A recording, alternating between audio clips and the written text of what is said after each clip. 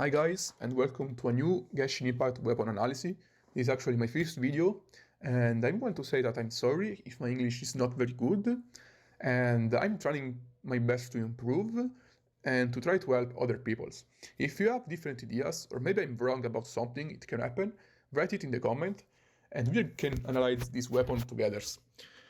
Now, the first weapon, I want you to take a look. I'm doing it. So the first weapon I'm taking a look, it's the Skyward Blade. It has a base attack of 46, and secondary stats its energy recharge. This is good because at max level, 19 for now, it has a base attack of 608. This is actually one of the strongest damage you can have in the game right now. Its energy recharge is 55.1%. Now, why this is actually very useful?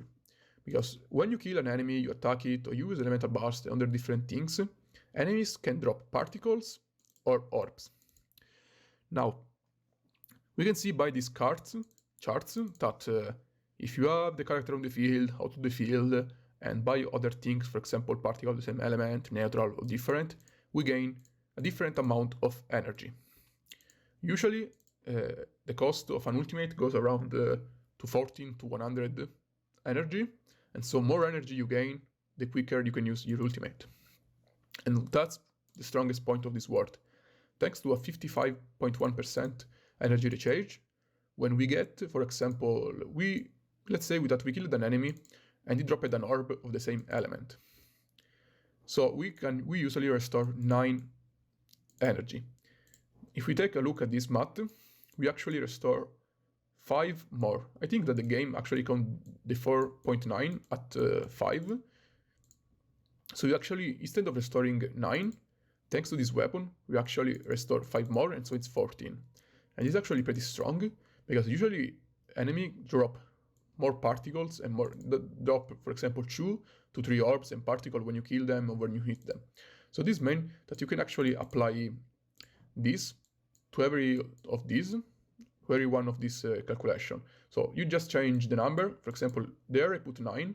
You just put 6, 3, 2, what you want, the number you want, and you see how much energy you actually get.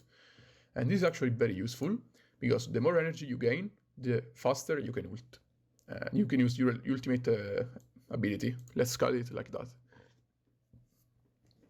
The other part is of the weapon is the passive.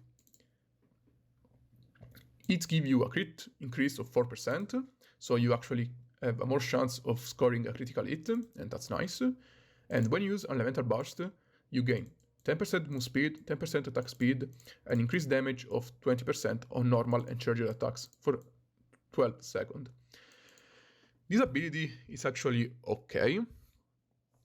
So the crit rate, in my opinion, it's a bit garbage, just because 4% is actually very low. Keep in mind that this is a 5-star sword, and if you refine it, it's only increase of 1%. In my opinion, this should get a little buff, so that it's actually a decent amount.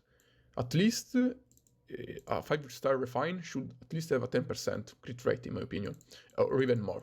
In my opinion, this actually can be increased by 2 every level, or just gain, this is like 5, 6, 7, 8, 9, and 10. This should get a little buff. And then, when you use elemental burst, you gain move speed. The move speed and attack speed, it's okay. You move faster, and so you dodge faster. You attack faster, and so you deal more damage. The problem is that at every refined level, this actually remains the same. In my opinion, this can be buffed a little, like 1% every level. It's okay. It's nice. It's not OP. And damage of normal and charged attacks is actually good. It's a 20%. It increased by 5% at every level. Now, the problem is that this is a 5-star sword, so let's say most players will never have it at level 5. Most of us, for now, will probably have it at level 1, 2 maybe, especially if you are free to play. If you don't spend a lot of money, it's pretty impossible to upgrade this at max level. So you want to take a look at this.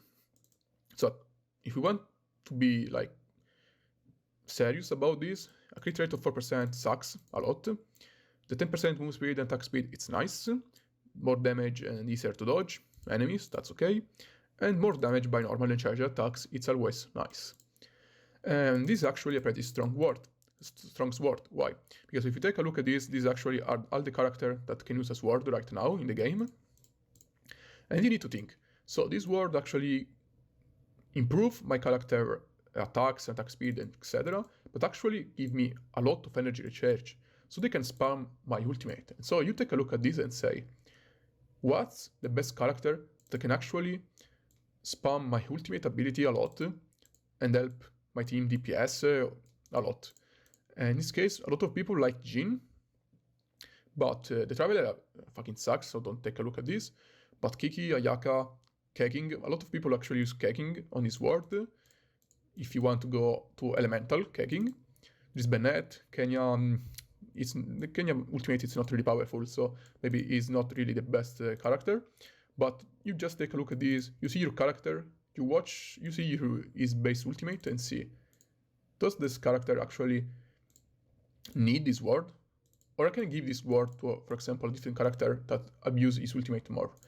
This is actually very important, because if you have a powerful character that can abuse these sword secondary stats, this is actually very, very powerful.